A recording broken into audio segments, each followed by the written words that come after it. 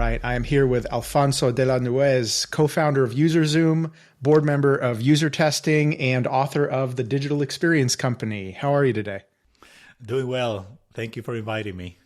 Awesome. Great to have you on the show today. UX and user experience design is something I'm very passionate about. So we're going to get into some real deep rabbit holes here. But first, I'd love to learn a little bit about you and your journey and ultimately what pushed you to found UserZoom. Yes, absolutely. Well, so my name is Alfonso de la Nuez, and I'm honored to be here with you. It's been a very interesting journey so far. It starts, I want to say, back in the 90s when my family decided that I should spend a year in the US. I'm originally from Madrid, Spain. So I was a foreign exchange student for a year. And the reason I really wanted the reason I accepted, actually, because I was really scared back then when I was about 16 years old, is that I wanted to play basketball. So I played basketball all my life, and I ended up getting a scholarship at San Jose State University, which is here in Silicon Valley. And that led me to, kind of spend quite a bit of time in the 90s here in the US. And then I went back to Spain. And a few years later, I was always in technology, working for companies like Dell Computer and others, and always in the e-commerce and website design and development space. And so reducing or summarizing all these years into just a minute here, I started a company, I co-founded a company before UserZoom called Experience Consulting with a couple of guys that I was working with. And we all felt that we needed to make the internet and the websites a little more easier and user-friendly. And so we started this consulting company that was dedicated 100% to usability testing or user testing, usability testing. And we started in 2001. And the idea was, hey, we're not going to redesign it. We're not going to develop it or code anything here. We are just going to be the advocate of the user and help you hopefully, gather enough evidence and feedback for you to optimize the user experience. Back then, it wasn't called user experience. It was called usability. Long story short, after a few years in that space, we realized that the service was very, very valuable for our customers, but it wasn't scalable, right? It was very labor intensive, very slow. We're talking the years 2001 to 2007 before UserZoom actually got started, and so we basically decided, hey, maybe we can productize, or as I like to say, cloudify the process of running usability testing, and do it remotely and make it more efficient, make it more scalable. And that was the beginning of UserZoom, which I can talk about, I guess, a little later. But that's basically, my story of how I started. I lived in the US for a few years. Coming from Spain, I never thought that I would be here, kind of going through that .com bust in the late 90s and early 2000s. Hoping to create a much easier and more user-friendly internet, and founding a company in the space. Well, still, the internet still needs a lot of work, even after all these years. What do you think are some of the common patterns that you still see today in terms of usability? Well, one of the main patterns is that people still don't focus on the end user as much as they should. And you can see a world of difference between those years in the early 2000s and today, for sure. But you still see a lot of people are hesitant. Maybe they think that it's slowing them down. Maybe they think that they know what the user wants.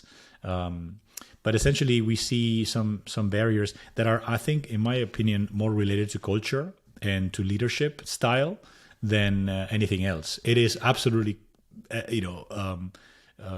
clear the value of testing and doing user research. There's this amazing wealth of information that you get, and you can innovate. You can be more efficient, effective by knowing your users better. However, we still see that some people just hesitate because they feel like maybe they don't have the budget or the time. So what we see also is, and obviously the success story of UserZoom is living proof.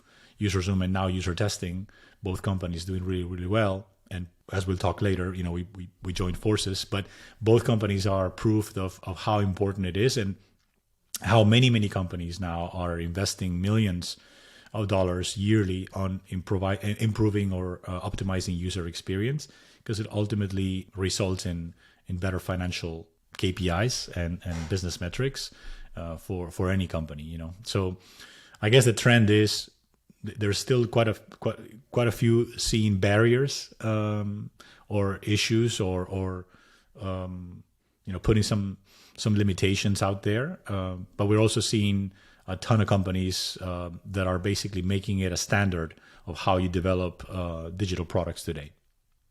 Absolutely. Yeah. So this is, an area that I've worked in for many years as an executive coach and a product consultant. And my belief is user experience is the most important competitive advantage in this day and age because it is so easy to build software now. There's so many amazing tools. There's so many available, developers out there. Developing software has become commoditized. And so the way that you compete and the way that you create raving fans is by having a better user experience than anybody else. And so to do that, you need obviously a much better understanding of your customers and how they behave and how they perceive the world.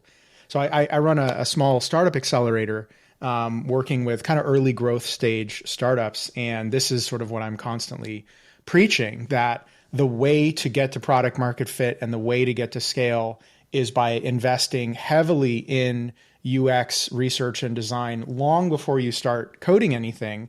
And I always get that same pushback that we have to move fast. We don't have time to talk to so many customers. I've talked to 2 or 3 people and I know what I need to do and I'm just going to go build it.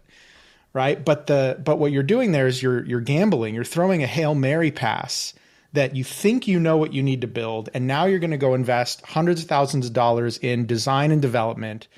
And you better get lucky. You better hope that you get it right, because even small mistakes in design and usability will create an enormous amount of friction in adoption and in ultimately retention. So what I preach is, for every dollar spent on UX research and design, you're saving $10 or maybe even more on development costs down the road, because as many of us know that you might have one designer per 10 developers, right? Or one product manager per 10 developers. And it's really, I think founders are so focused on building something and getting it out the door because they think that's what the real goalpost is. And they ignore user experience. And ultimately, my belief is, again, this is my opinion, but obviously I have the experience to back it up.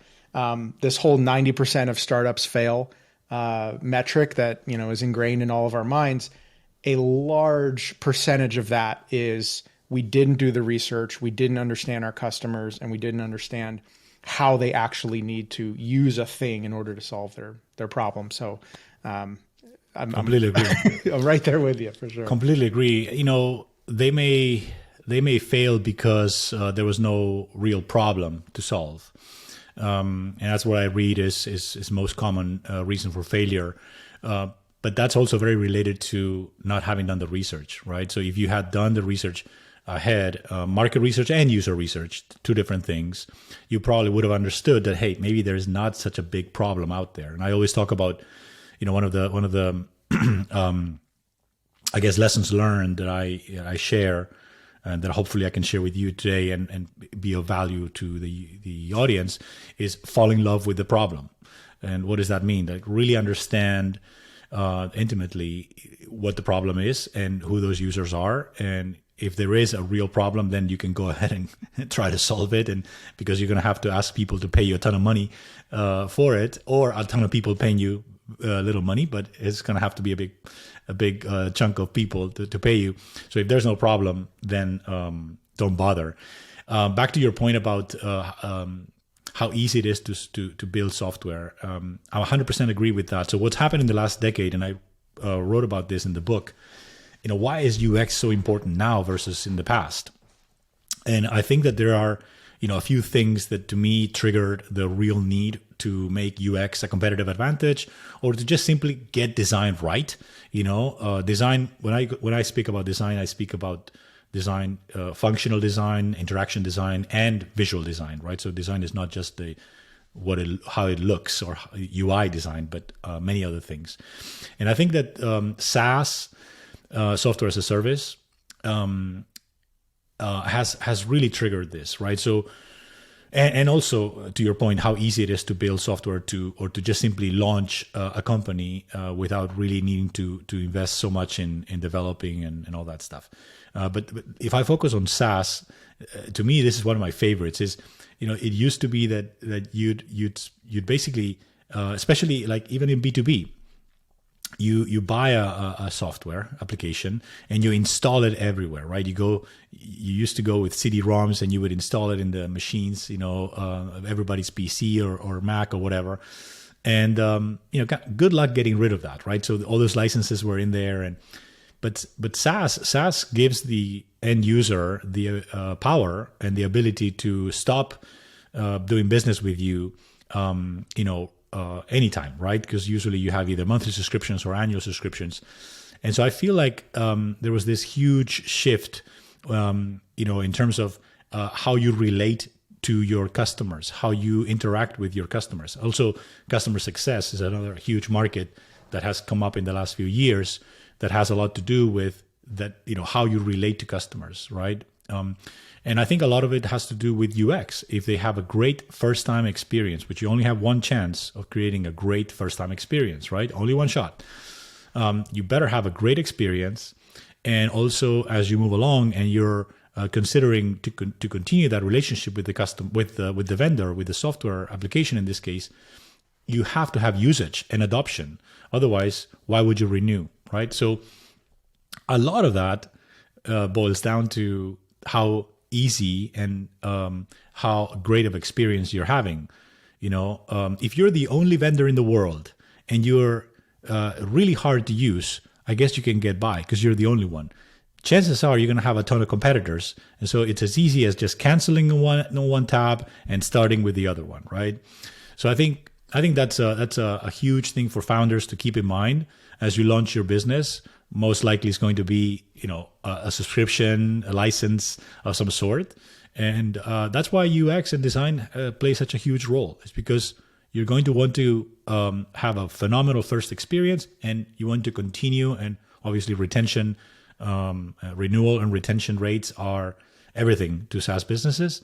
Focus on that. Focus on how UX can help you get those metrics right. Yeah, that's a great point, right? With so many available options, switching costs, are somewhat negligible, and it makes it really easy to jump ship if you're not even if you're just frustrated with the experience. So obviously this is critical. In fact, another thing I've noticed too, working with some of the most innovative SaaS companies out there, what I've noticed is even an evolution of the role of the designer. So back in the day, we just had somebody called a designer, and they did all of those things you mentioned, right? They did visual design and they did user experience design, and maybe nobody did research, or maybe it was just marketing that did some general market research, but nobody was really focused on the user experience. Then this discipline came out, and now everyone was a UX/UI designer.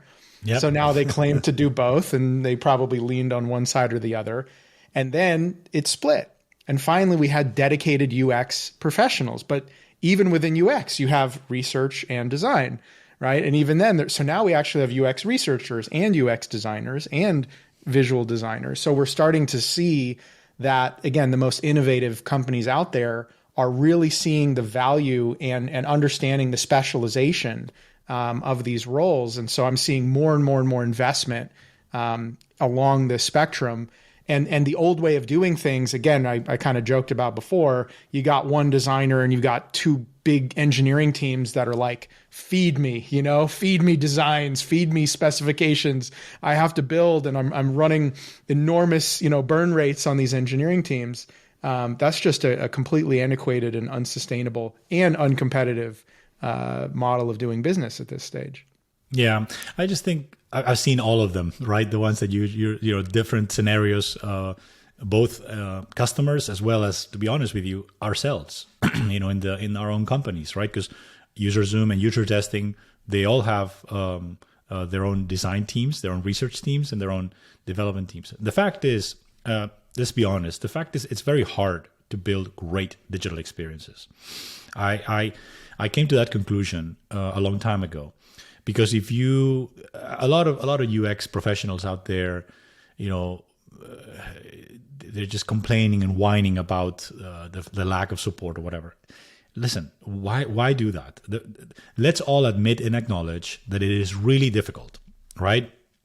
If you do that and you start empathizing with others, other team members, you'll recognize that, hey, it's not like they don't like UX. It's not like they don't like each other or they don't appreciate design. Sometimes it's a matter of education. Sometimes it's a matter of training and letting them really understand. I think that's what a lot of the UX professionals, especially the successful ones, they have moved on from just being a contributor to being a leader and also enabling and helping other leaders, whether it's CTOs, POs, product leaders, or even the CEOs, understand and value the importance of great design.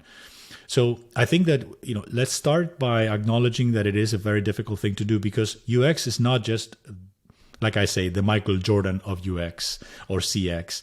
It's a team sport, and it actually starts from the top. I really, really believe that it starts from the CEO and the board saying, hey, we know that we want to produce great digital experiences. We know that that's not just something I can just hire somebody to take care of. It is a collaborative effort, right?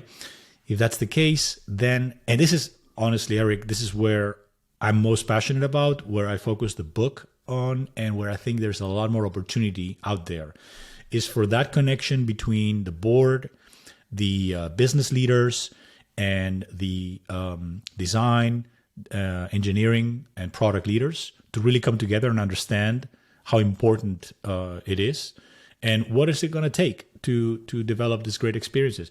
And I think there's still a journey. You know, there's still a long way to go.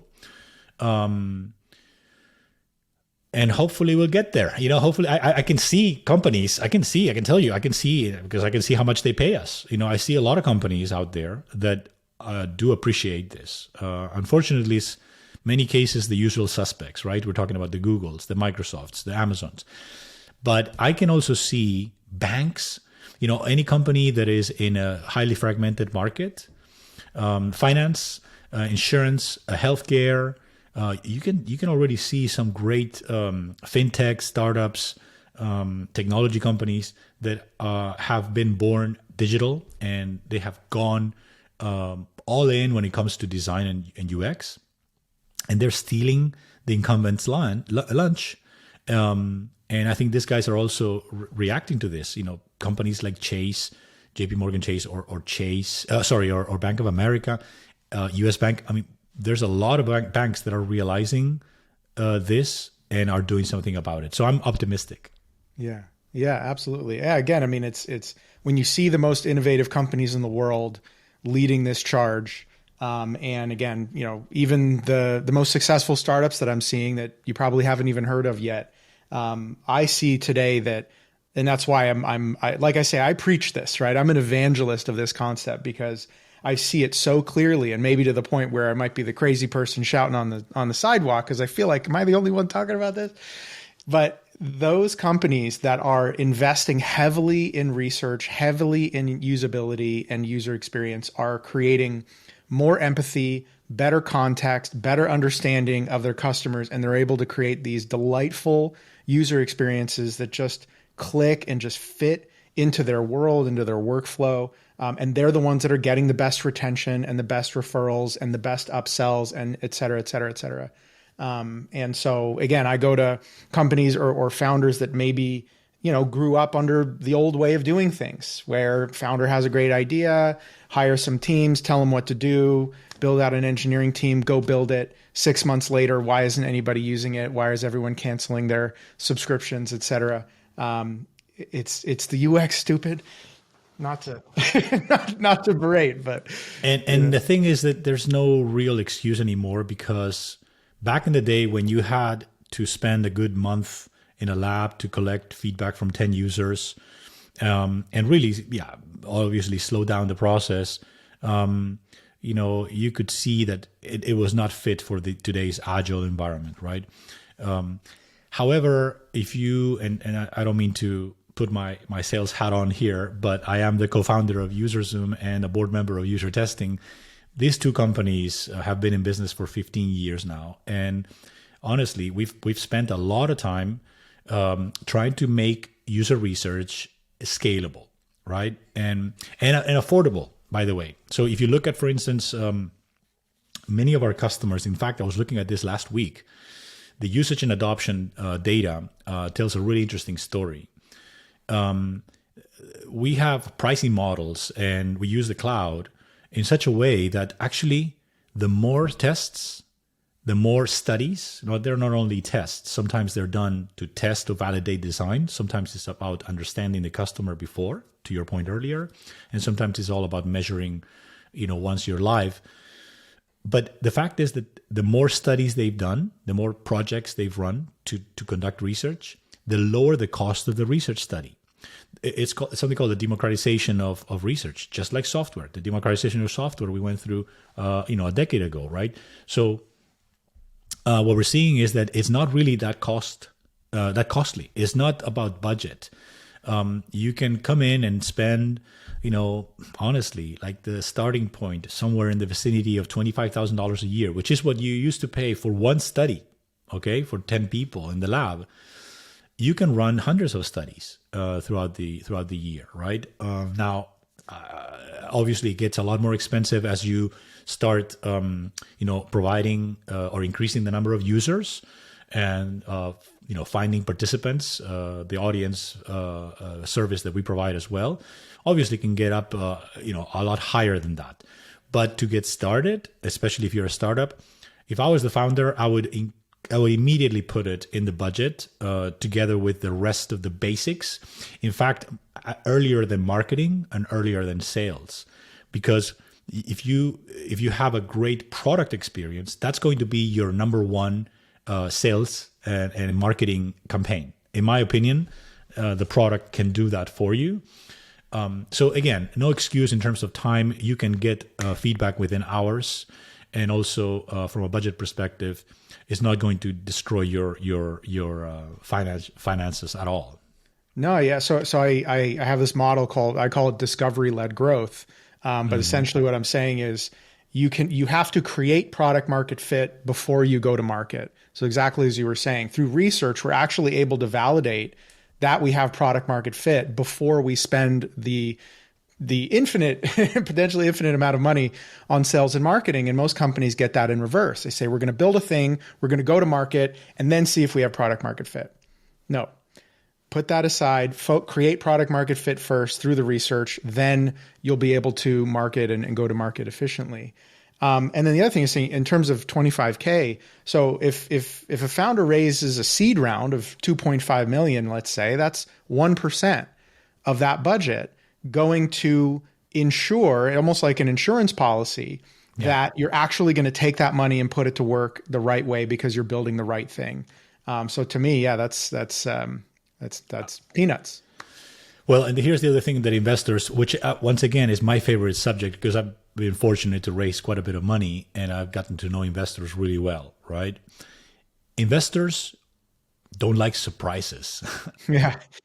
Obviously, right? Once they invest, they like to see, growth, and they like to see. But if there's a surprise, then that's when they get very nervous. And one of the things that you can do to avoid those surprises is to test beforehand, right? To validate ideas and validate, hey, I'm going to invest $1 million. To your point, maybe it's $1 million, maybe it's $500,000, whatever. We're going to invest in this. And it's like, well, how do you know that this is what the users want? Number one. And once you've built it, how do you know that it's actually working before you take $2 more million and invest it in marketing, right? To attract for lead gen and for traffic attraction, right? Well, don't you want to make sure that it works before you send it out, right? So two things. One is that users, the new marketing is all about the experience, right? And so if your users have a great experience, they're going to be the ones talking about you and recommending you to others. No question. Again, especially if you're in B2B and you're trying to go after hundreds of users internally, let's talk about Monday.com or Asana or Figma or any of these products, right? I mean, there's obviously hundreds or thousands of them. Users are going to recommend you to other users. Best marketing campaign ever and cheapest, by the way. And then the second one is, let's say that you do want to actually invest in marketing. That's fine. But maybe do a trial first. Maybe invest some. See if it actually works. Not just whether traffic is actually increasing, which you will see in the analytics, right? In your analytics, but actually run the UX study to see. Let's just say 100 people that have come in. All right, let's talk to those guys and see about what kind of experience they're having. If they're having a positive experience and it's converting, don't just guess why they're converting, or if they're not converting, why.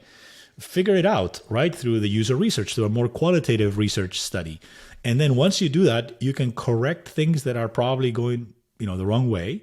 Or if you feel like they're going the right way, then you're convinced and you can go back to the board and say, yeah, let's pour the money, let's pour the millions into, multiplying this times 10, times 100 or whatever. But there's no excuse of not doing it and just guessing. It's such a high risk situation that as a founder, you really don't want to put yourself in that situation. Absolutely. Yeah. So, in my accelerator, I'm constantly, teaching this and coaching my clients to take this approach. And the questions that I typically get are, it's hard to recruit. It's hard to find people to talk to. It's hard to, or what questions do I ask, right? How do I actually craft a great study or great interview? And then how do I actually make sense of all of this data? How do I actually take the insights out of it? So I know obviously this is what you do. So let's try to see if we can cover those bases. Let's cover them, because that's exactly what we hear as well, Eric. So I completely understand. Let's start with finding participants, right? So finding participants is most definitely one of the top challenges. And at the same time, I have to say, once again, I don't mean to make this podcast, a sales pitch for you, but the fact is, we have invested a ton. Both companies, UserZoom and now UserTesting. I mean, again, we're now merged as UserTesting, right? So, UserTesting has a phenomenal panel. It's been built. We've been building it for years, and curating it also, and making sure that the participants are the ones they say who they are, and they're good at giving feedback. Now, UserZoom had a little bit of a different strategy sourcing participants, which was to partner with multiple other vendors out there. In fact, we could have used UserTesting's panel as well, but obviously we were competitors, so we didn't. But the point is that we now, as a combined company, we have the UserTesting's proprietary, killer panel. I think it's getting close to 2 million people now, out there, ready to be contacted. But then we also have this network of others, especially for B2B. Sometimes you just need to find, people in healthcare or people in finance, and they, they're not in the user testing panel. So, give it a try, because unless you're trying to find, left-handed surgeons living in Hawaii, that's going to be very difficult. But we also have our own services to try to go out there and find them. And also there's ways to recruit, last but not least, there are ways to recruit through your own. So if you're a startup and you have, a specific group of people that you target, you could also ask by inviting them when they go to your website, or even uploading a customer database and trying to invite those. So there are many ways basically to overcome that challenge of finding participants. And I would encourage everyone to give it a try. The second one was also very important. How do you design a study? One of the main, challenges, once again, that I see out there is that people don't know how to do research. And so we've also recognized this at User Testing, and we've created a ton of templates. What is it that you're more object oriented? So what is it that you're trying to accomplish? Are you trying to just validate a design on your prototype? Are you already online and you have a full live website and you're just trying to understand who is or what is it that they care about the most? I don't know. I'm just making up stories. There can be multiple objectives or goals for the research. And it's very important that you do the right research for the right goal. And so we created a ton of templates. Another company out there doing research that has put research on the map, Qualtrics, more in the survey, quantitative research, they do the same thing. A lot of templates to help you get started, right? And then last but not least, user research does not, or a company running user research does not necessarily need to be a do-it-yourself endeavor or task. You can also work with us. We have people that are experts, consultants and experts that can help. Even if it's a startup and they have a small budget, you can still get access to the support I always encourage people to license our technology and do it yourself a little bit, but carve out some budget to work with our experts, because what they'll do is they'll teach you and enable you through a period of time, and then you kind of get going on your own. Last but not least, we've also invested quite a bit in something called the Academy or University. I'm not sure how we call it, a UT. I think we call it UT University. But basically, there's a ton of interesting courses or videos that you can access, to get started and to, you do not need. If you want to do advanced research, obviously you need to study. There's a craft. I have always defended, the career of the researcher who's gone to school and understands how to do research properly. But not all research has to be very advanced, and some of this, more basic practices can be taught or can be learned, through these resources that I was telling you. The last one is analysis. So it's very similar to design. You want to make sure that you analyze the data correctly, and you go from data to insights that are actionable. And sometimes you have, let's say a ton of videos out there. Or a ton of data on, survey results or stuff. User testing now includes both qualitative and quantitative research methods. So you can actually end up with a ton of data. I would say that in some cases, if you can see a pattern of issues when you're looking at just 10 users going through how they use your product, and you can see a pattern. I mean, once again, you don't have to have a PhD or a master's to analyze that data and get some insights out of it. But again, as you go deeper and deeper, you may want to either consult with one of our consultants or a UX researcher. It doesn't have to be ours, of course, or just simply learn the craft. Again, I don't have a very easy. It's not automatic. But just like any other good thing, it takes some work to gain value out of it. Yeah, I actually strongly push to either hire a UX researcher or certainly a product manager that's going to be that's going to do the work to acquire these skills. And the main reason for that I see is when I work with a founder and try to get them to go through these motions, they will bias the study and They will cherry pick the data. Yes. And, best intentions, right? Best laid plans, but they want to see their thing and their idea work too well. They're too attached to it and there's a conflict of interest. So we have to create that somewhat neutral third party who can be a champion for the data, but be a champion for the customer, even if it goes against the beliefs and wishes of the founder, especially actually. 100% agreed. The other challenge you have with research is that it can be biased, or it can be done in a way that you're ultimately getting the data that you want versus what you need or what you should be getting. A couple of things I would say about that is that I would encourage I mean, if we're looking at founders and startups of 3 to 10 people, obviously that's a little harder, but I would outsource it. I would just have somebody say, listen, just tell me what I need to know, because I may not see it, with my biased perspective or point of view. If you're a little bigger, one of the things I've learned is that UX research should probably not report to product or even design. I've seen the other day I was having a wonderful, interesting conversation with Netflix, which is one of those companies that is pretty mature and betting on UX and design. And they want the research to be completely outside or unbiased and independent from any of the people that are actually working on the product, right? On the product design and development. And it's just an independent party that does research and pushes out the data as they see it. So another, I guess, piece of advice is, try to be as independent as possible. Wonderful. Wow. Let's talk about your book for a little bit.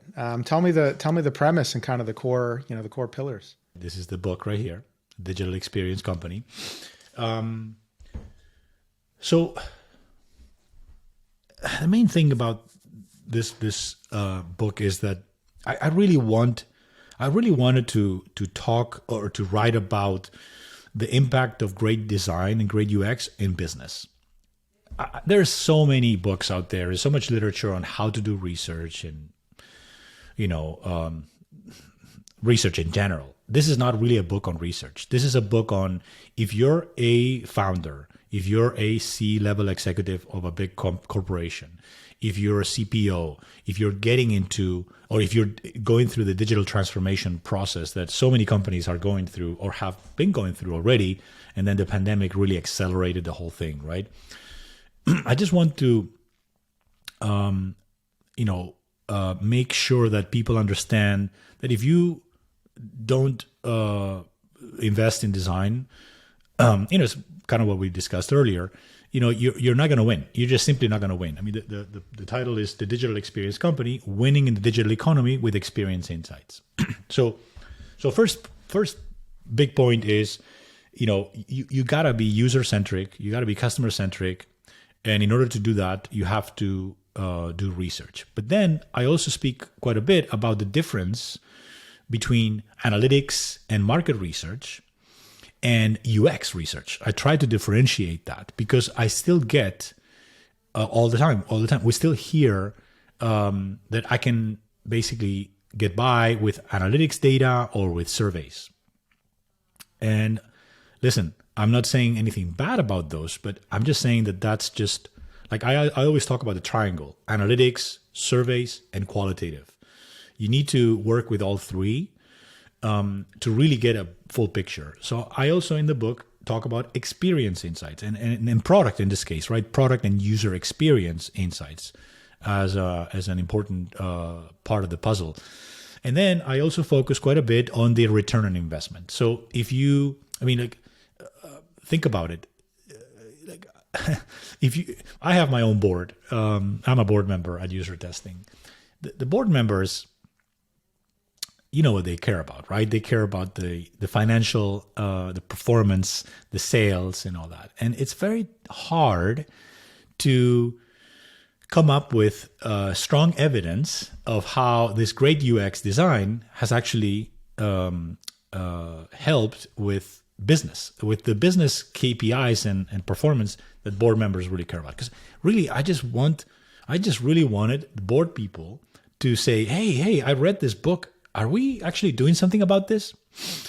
And if I can get that'll be success, right? So what I did is I brought up, I did some research, obviously, to do the book. And of course, I had my own research. So most of the book is the result of my own 20 plus years experience. With companies that have actually said, hey, here's what I did before, here's what I do now, here's the research we've done, here's how much we've invested in design and all that. And here's our performance, And also, I did a lot of research on McKinsey and Harvard Business Review, publications like this, Forbes. Of course, the analysts that I've worked with over the years, like Gartner and Forrester, those guys are talking business. They're not talking, buttons here and there, right? Or colors. They're talking business. And what they say is that, for instance, the highlight for me was McKinsey in 2018, talking about the business value of design and how, you know that report, right? That study, let me tell you, that when that study came out, I was like, thank God, somebody, Yes. We've been trying to prove this to companies for so long. I still have those charts all over my slide decks because it is one of the very few really thorough studies that has proven the ROI on UX. So yeah, I was about to say that McKinsey study and the Gartner study as well are the very few things. And so it's great that you actually are expanding on that and even telling a narrative around that because, while we have some nice data and some charts, there's nothing like a good story to. That's absolutely. And by the way, that was in 2018. Mm-hmm. The pandemic was 2020. So I was already into, and by the way, I started writing the book before the pandemic, and then obviously running the business at the same time. It took me almost 2 years to finish the book, but I wrote during the pandemic, and to be honest with you, as bad as the pandemic was for humanity, it was great for business because it really really helped make it more clear than ever that now everyone is a digital experience company. That's what I say in the book, is every company is a digital experience company. I had already that in my mind before the pandemic, Eric, but then once you have no other choice, as McKinsey highlights, right, the increase of the interactions between users or customers and brands going digital just basically, right, skyrocketed, right? And so now you have the situations, like I write in the book, where I was actually interacting with this brand quite a bit. It's a clothing brand, and I was going to the store because my experience at the store was really nice, so I always bought something every year. And I said, you know what, I want to continue, but now I can't go. These stores are closed, or, you have to go online. I'm just going to give them a chance. And boy, it was a terrible experience.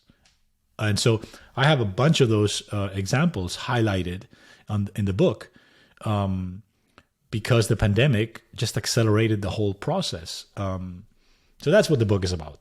Yeah, no, that's a really good point too, right? A lot of, especially any retail or any company with a physical presence, they obviously invest an enormous amount of money and effort into creating their customer experience within the store. And then they go and outsource their website development to some company, whatever. It's a completely different thing. Yeah, I get you. Completely. Think about even these retailers, they even care about how it smells at the store, right? And they care about so many details. Of course, Apple has a phenomenal retail experience, and then they go online, they have to have the same, right? But they're a technology company and they really believe in the experience. And the iPhone, I think, put UX on the map more than any other product out there, right? That's another example in the book, is how they put Nokia and BlackBerry out of business. But then, yeah, you have companies that invest in their online and their offline experience, and then when you go online, you can't find stuff. It loads. The loading times are too long, and then you want to find out more details about a certain product, and you just can't find it. So why would you? But here is actually the real meat of I guess what I was making the comments earlier about how hard it is. It takes different skill, Eric. You can't have the same people that were managing the experience in an offline store, or for that matter, designers. They don't have the skill that it takes. You're gonna need user experience. Sometimes these are psychologists, right, and sociologists. So these people, and you have to do research to optimize that experience in an online setting with a flat screen, a mouse. Especially if we're talking this right here, right, which is even worse. So it is very hard to do. So I think the best thing you can do is just acknowledge that it is very hard, and obviously know that there is a lot of traffic now coming through the online channels. And then at that point, when you have those two, you just go at it and invest. And that's what I think I'm seeing in a lot of companies in the last few years. Incredible stuff. I'm actually, so the book just released, right? And the audiobook just came out. Yeah, the book was released last summer, and the audiobook was something that I wanted to work on, and I narrated myself. Very difficult job to do, by the way. Well, you have a very easy voice to listen to, so I look Thank forward. you. Yeah, but English is not my first language, so I struggled a little bit, but I had a wonderful coach that helped me. And so, yeah, it was finally released, a couple of weeks ago, and I'm very proud of it. It's my first one. There's tons of things that you can improve, I'm sure, but hopefully it'll be valuable. And then on the business side, for the entrepreneur out there, I moved from Spain to the US, and I've been able to fulfill an American dream here. The company was valued $820 million when it was sold to Thoma Bravo last year. And we started with Zip, right? We bootstrapped the business. So it can be done if you find the product market fit. And I think if you end up focusing on the user, which is also something that we did over the years. Just super thankful to have had the opportunity, the help that I've had along the way from investors, from the customers, from our employees. It's just been a wonderful journey. Amazing. Awesome. Well, I'm definitely rooting for you. I wish you much more success in your career. Can't wait to listen to the book, The Digital Experience Company. Alfonso, it's been a pleasure. Thank you so much for coming on the show today. Absolutely. Pleasure for me as well. And thank you for inviting me. And good luck with the podcast. Thank you. All right. Take care. Take care.